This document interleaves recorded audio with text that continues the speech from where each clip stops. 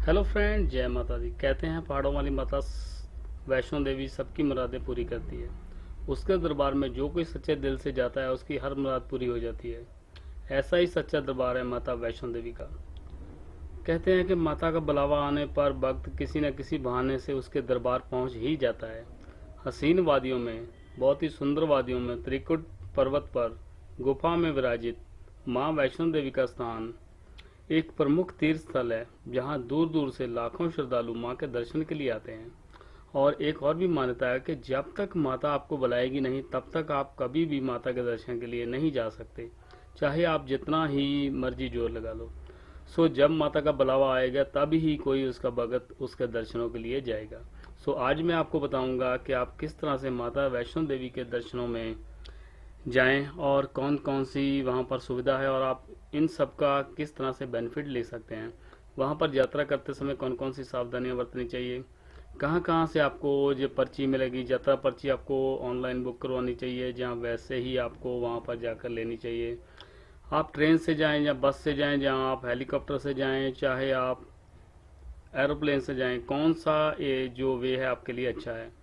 पूरी डिटेल में आऊँगा मैं आपको विस्तार के साथ। और वीडियो को शुरू करने से पहले बोलूँगा, अगर आप हमारे चैनल पर नए हैं हमारे चैनल को कीजिए सब्सक्राइब, साथ में बेल का आइकॉन भी जरूर दबाइए। तो चलिए दोस्तों, करते हैं वीडियो को स्टार्ट। अगर आप पहली बार माँ वैष्णो देवी की यात्रा पर जा रहे हैं तो इसमें जुड़ी तमाम जानकारी हासिल करके ही जाएं, जिससे कि आपकी यात्रा में कोई परेशानी ना हो। जहां हम आपको वैष्णो देवी यात्रा से जुड़ी सभी जानकारियां दे रहे हैं। चलो, बुलावा आया है, माता ने बुलाया इस राग को, इस बैंड को। सदियों से वे लोग दोहराते जा रहे हैं जो देश की मुश्किल यात्राओं में से एक वैष्णो देवी की यात्रा पर जाते हैं। दुनिया भर के सभी धर्मों के लोग जो कि माता के भक्त हैं, देवी माँ के मंदिर को लेकर अलग अलग की तरह की सबकी आस्था एक ही रहती है कि माँ हमें बुलाए और हम उसके दर्शनों के लिए जाएं। माता वैष्णो देवी मंदिर तक की यात्रा को देश में सबसे पवित्र और कठिन तीर्थ यात्राओं में से एक माना जाता है। वहाँ पर 12 से लेकर 15 किलोमीटर तक चढ़ाई होती है, जिसको आप पैदल, हेलीकॉप्टर से और बैटरी से संचालित कार से और घोड़ों के द्वारा, खच्चरों के द्वारा या पालकी के द्वारा भी आप तय कर सकते हैं। मैं आपको प्रॉपर वे बताता हूँ। माँ वैष्णो देवी का मंदिर समुद्र तल से 5,300 फीट की ऊंचाई पर स्थित है और बेस कैंप कटरा से माता का दरबार, जिसे भवन भी कहते हैं, तक पहुंचने के लिए लगभग 12 से लेकर 15 किलोमीटर तक की चढ़ाई हमें पार करनी पड़ती है। माँ वैष्णो देवी के मंदिर में जाने के लिए घोड़ा, खच्चर, पिट्ठू व पालकी तो है ही, इसके अलावा वहाँ पर हेलीकॉप्टर की भी सुविधा दी गई है, जिसका किराया अप्रॉक्सीमेट 1000 के आसपास है। और आपको ये जो यात्रा है इसके लिए जो हेलीकॉप्टर की बुकिंग है वो पहले से ही करवानी पड़ेगी। वो माँ वैष्णो देवी श्राइन बोर्ड की जो ऑफिशियल वेबसाइट है वहाँ पर होगी। और ये जो बुकिंग है 2 महीना पहले से ही हो जाती है। वहाँ पर बहुत ही रश रहता है और इन्होंने जो चार्ज रखा है बहुत ही रीजनेबल है। 2 कंपनियाँ वहाँ पर सेवाएं दे रही हैं, एक हिमालय है और ये दोनों जो कंपनीज हैं ये ही सेवाएं दे रही हैं। इनकी बुकिंग आप वहाँ पर माँ वैष्णो देवी .org पर जाकर बुक करवा सकते हैं। ये हेलीकॉप्टर आपको लेके जाएगा सांजी छत से लेकर, वहाँ से सिर्फ 2.5 किलोमीटर की यात्रा आपको पैदल करनी पड़ती है। बहुत ही, अगर आप चलने में आपको कोई परेशानी है, जहाँ आपके पास टाइम की थोड़ी दिक्कत है, तो आप हेलीकॉप्टर से बुकिंग करवा सकते हैं। ध्यान जहाँ ये रखना है कि अप्रॉक्सीमेट आपको 2 महीना पहले ये बुकिंग करवा लेनी है। कटरा रेलवे स्टेशन पूरी दुनिया में सुंदर, स्वच्छ और वर्ल्ड क्लास फैसिलिटी के साथ अवेलेबल है। और दिस जो station has over an area of 83 hectares. The station has, station में अप्रॉक्सीमेट 3 प्लेटफॉर्म है और 550 metre long and big enough to accommodate train with 26 compartment. यानी कि जो प्लेटफॉर्म है उसमें जो ट्रेन आ सकती हैं 26 कंपार्टमेंट के साथ वहाँ पर आ सकती हैं। और वहाँ से शाम को देखते वक्त ये देखिए कितना अच्छा वहाँ पर नज़ारा, और माँ वैष्णो देवी का दरबार वहाँ से कितना अच्छा नज़र आ रहा है। और ये स्टेशन जो है इसमें आपको खाने पीने के लिए IRCTC की तरफ से वहाँ पर ऑफिशियली जो कैंटीन्स बनी हुई है वहाँ पर आपको बहुत ही कम रेटों में बहुत ही अच्छा खाना आपको अवेलेबल कराया जाता है। और इस तरह से वैन जो होती हैं ये आपको स्टेशन से लेके शहर तक लेके जाएंगी। स्टेशन थोड़ा सा शहर के बाहर है, लेकिन बहुत ही अच्छा और साफ़ सुथरा है। और ये स्टेशन रात और दिन 24 घंटे वर्क करता है। जहाँ से माता वैष्णो देवी का जो दरबार है, रात को बहुत ही सुंदर दिखता है। दिन में भी पहाड़ जब जहाँ से देखे जाते हैं बहुत ही अच्छे जहाँ से दिखते हैं। और ये जो स्टेशन है, ये दुनिया के तमाम सुंदर स्टेशनों में से एक है। और सभी इसमें वर्ल्ड क्लास फैसिलिटी जो हैं जहाँ पर अवेलेबल हैं। सो आप यहाँ से आकर माता वैष्णो देवी के दर्शन जरूर कीजिए। यहाँ बात ध्यान देने वाली है, मुश्किलों से भरी इस यात्रा के बावजूद हर साल करीब 1 करोड़ से ज़्यादा श्रद्धालु माँ वैष्णो देवी के दर्शन के लिए पहुँचते हैं। यात्रा को पूरा करने के लिए कितना वक्त वहाँ पर मौसम, भीड़ और आपकी स्पीड पर निर्भर करता है। वैसे तो पिछले कई सालों से माँ वैष्णो देवी में कई सुविधाएं जुड़ गई हैं और भी, जिससे यात्रा के इन लोगों ने आसान बना दिया है।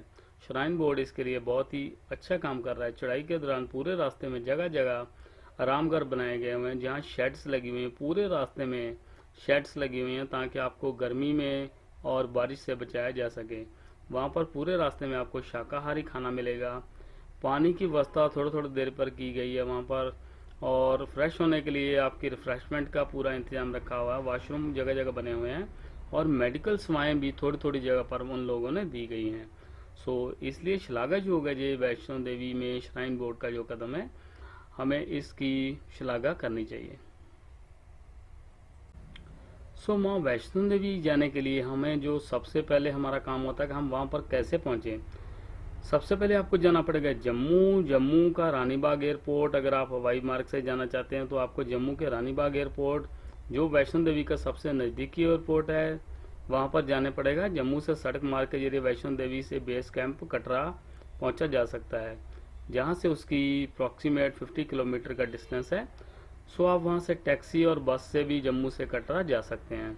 सो जो नेक्स्ट है इजी वे, वो है रेल मार्ग। नज़दीकी रेलवे स्टेशन है जम्मू और कटरा दो हैं।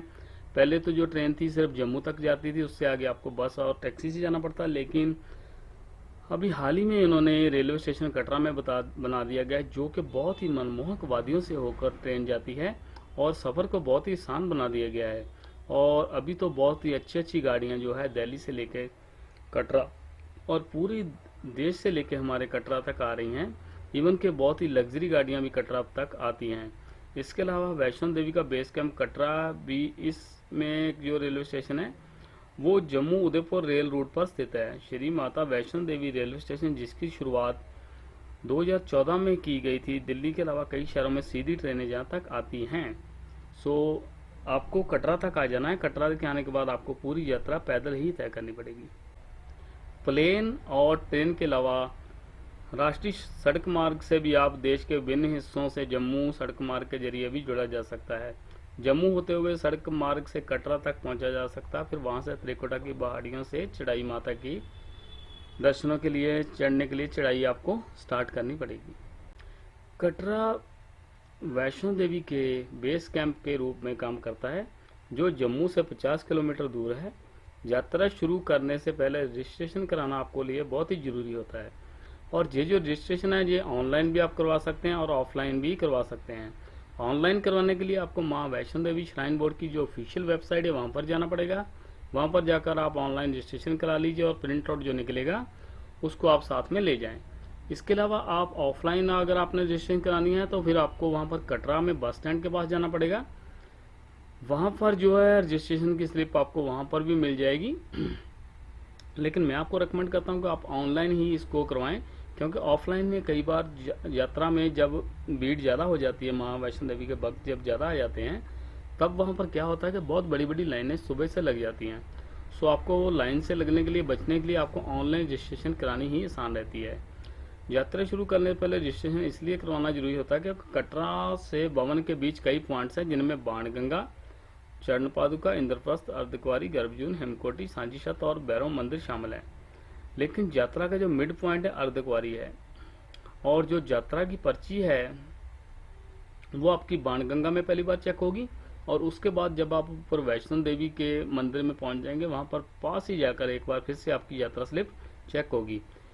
इसलिए आपको जो यात्रा की पर्ची उसको आपको संभाल के रखना है, क्योंकि उसकी दोबारा चेकिंग भी होती है। जहाँ भी अर्धकुंवारी के पास भी माता का मंदिर है, जहाँ रुककर लोग माता के दर्शनों के लिए के बाद आगे बढ़ते हैं, जहाँ से 6 किलोमीटर की यात्रा और रह जाती है।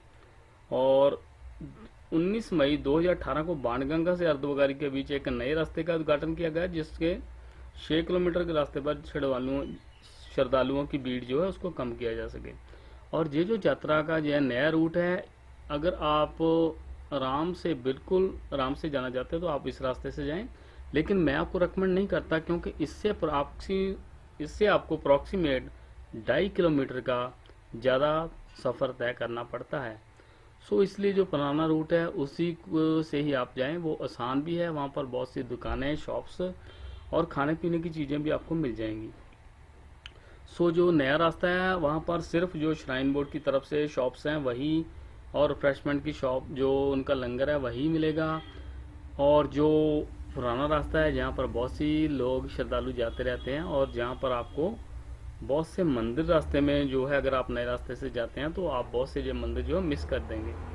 सो इसलिए मैं रेकमेंड करूँगा आप पुराने रास्ते से जाएं। वहाँ पर भीड़ तो अच्छी खासी रहती है, लेकिन श्रद्धालुओं के बीच और श्रद्धालुओं के साथ जाने में जो मज़ा है वो अकेले जाने में आपको कभी नहीं आएगा।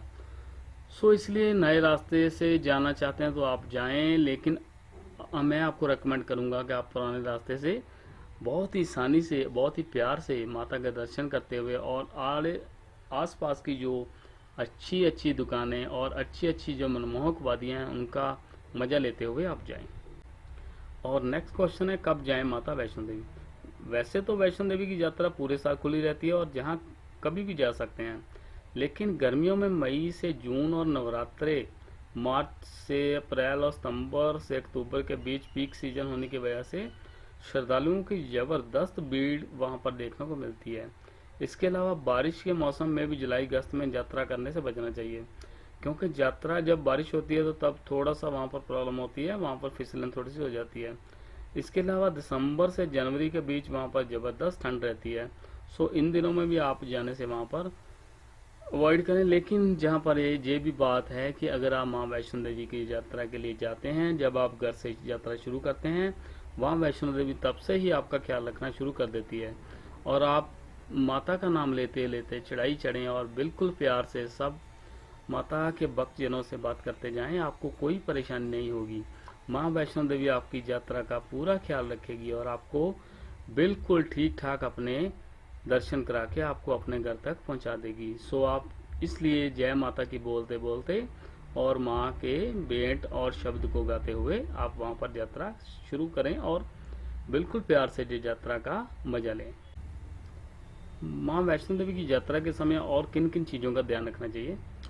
वैसे तो कटरा जहाँ समुद्र तल से 2500 फीट की ऊंचाई पर है, वहीं वैष्णो देवी माँ का मंदिर समुद्र तल से 5200 फीट की ऊंचाई पर है।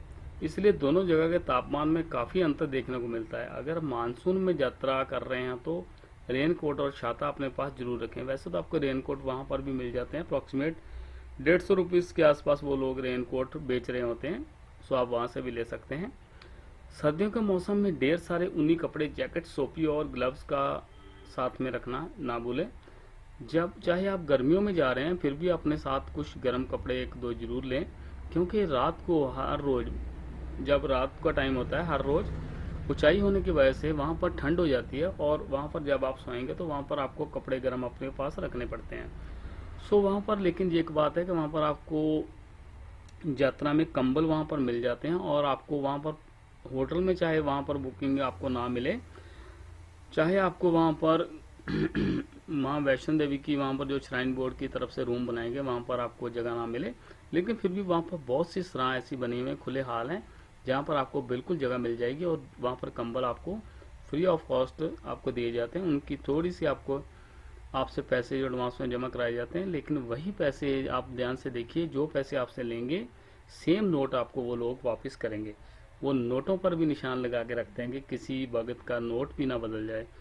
तो इसलिए आप वहाँ पर बिल्कुल भी परेशानी में ना आए कि हमें वहाँ पर सोने के लिए जगह नहीं मिलेगी, ये रहेगी। लेकिन आपको ठंडी होने की वजह से आपको गर्म कपड़े अपने साथ जरूर रखने पड़ेंगे। सो इसलिए थोड़े से गर्म कपड़े साथ में लें, बाकी माँ वैष्णो देवी आपकी यात्रा को सफल ही करेगी, कोई परेशानी आपको नहीं आएगी। जब भी आप माँ वैष्णो देवी के मंदिर में दर्शन कर रहे हैं ऊपर पहुँच के, तब वहाँ पर क्लॉक रूम होते हैं, वहाँ पर आप अपना सामान जमा करवाइए। उसके बाद आप सराय में जगह लीजिए। अगर आपको श्राइन बोर्ड के दिए गए रूम में जगह मिलती है तो बहुत बढ़िया, अगर नहीं मिलती है तो आप श्राइन बोर्ड की जो सराय बनी हुई है वहाँ पर आप जगह लें। वहाँ पर आप अपनी जगह जो है, वहाँ पर आप अपनी जगह रहने के लिए, रात को रुकने के लिए बना लें। और उसके बाद आप वहाँ पर जो स्नान करें, अपना जो नहाना धोना है उसको नहा के आप अच्छी तरह से थोड़ा बहुत जो खाना है खा के माँ वैष्णो देवी के दर्शनों के लिए लाइन में लग जाएं। वहाँ पर काफ़ी बड़ी लाइन लगी होती है और काफ़ी ज़्यादा टाइम वहाँ पर दर्शनों के लिए लग जाता है। सो इसलिए आप बहुत ही प्यार से माँ वैष्णो देवी के दर्शन करें। दर्शन करने के लिए दो रास्ते जाते हैं। पहले तो शुरू से एक ही जाता है, जब पास आप पहुँच जाएंगे वहाँ से दो रास्ते बन जाते हैं। फिर आराम से वो लोग आपको जो रास्ता सही लगता है उसी से आपको दर्शन करवाते हैं। और वहाँ पर दर्शन करने के लिए बाद आप वहाँ पर फिर वापस आएँ और अपने सोने के लिए जो जगह आपने मुकम्मल अपने लिए रखी हुई है वहाँ पर आके आप अपने, चाहे आप थोड़ा रेस्ट करनी है तो कर लें। उसके बाद भैरवनाथ जी के दर्शनों के लिए आप जाएं। और भैरवनाथ जी की यात्रा जो है वो सीधी चढ़ाई है, वहाँ पर थोड़ी सी परेशानी अगर आप पैदल जाते हैं तो आ सकती है। इसलिए आजकल वहाँ पर ट्रॉली एक चली हुई है, वो बहुत ही अच्छी है, टॉय ट्रेन जिसको बोलते हैं। छोटी सी ट्रॉली है, सिंगल ही उसमें बना हुआ है, जो बॉक्स है उसमें आप जाएं। लेकिन वहाँ पर आपको फोटोग्राफी और वीडियोग्राफी अलाउड नहीं है। 100 रुपीज़ अप्रॉक्सीमेट वहाँ पर उसका किराया है। वो 2 से 3 मिनट में आपको बाबा भैरवनाथ जी के मंदिर में आपको पहुँचा देती है।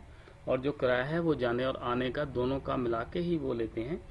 सो अगर आप चाहें तो वहाँ से भैरवनाथ जी से सीधा आप वहाँ से उतरना शुरू कर सकते हैं। अगर आपने वहाँ से सीधा नहीं उतरना, वो एक और रास्ता जाता है, फिर नहीं उतरना आपने वहाँ से, तो आप उसी ट्रॉली से वापस आ जाएं। वहाँ से वैष्णो देवी से फिर वहाँ से जिस रास्ते से आप गए हैं उसी रास्ते से भी वापस आ सकते हैं। सो जहाँ पर यह भी मान्यता है कि आप वैष्णो देवी माँ के दर्शनों के बाद बाबा भैरवनाथ जी के दर्शनों के लिए बहुत ही जरूरी जाना होता है। सो इस बात का आप जरूर ध्यान रखें। वहाँ पर भैरवनाथ जी के अलावा वहाँ पर हनुमान जी का भी मंदिर है और वहाँ पर भी आप हनुमान जी के भी दर्शन कर सकते हैं। और इसके अलावा वहाँ पर बंदर बहुत होते हैं वहाँ पर। सो इसलिए उन चीज़ों का ध्यान रखें, बंदरों से थोड़ा दूर रहें, उनको बिल्कुल भी परेशान ना करें, नहीं तो वो आपका सामान भी उठा के ले जाते हैं। सो इसलिए इन बातों का आप ध्यान रखें। और जब भी नीचे आ रहे हैं तो बिल्कुल प्यार से आएँ, भागे नहीं, दौड़े नहीं, वरना आपका पैर भी वहाँ से स्लिप हो सकता है। सो उम्मीद करता हूँ आपको ये छोटा सा वीडियो पसंद आएगा। नेक्स्ट वीडियो में आपके लिए और भी टिप्स लेके आऊँगा, आप किस तरह से आपकी यात्रा और भी आसान हो सकती है। सो अगर वीडियो अच्छा लगा तो इस वीडियो को जरूर लाइक कीजिए और अपने फ्रेंड्स के साथ शेयर कीजिए। तो चलिए भक्तों, जय माता की। माँ वैष्णो देवी आपकी यात्रा सफल करे और बहुत ही जल्द आपको अपने दर्शनों के लिए बुलाए। तो चलिए भक्तों, आज के वीडियो में इतना ही। जय माता की।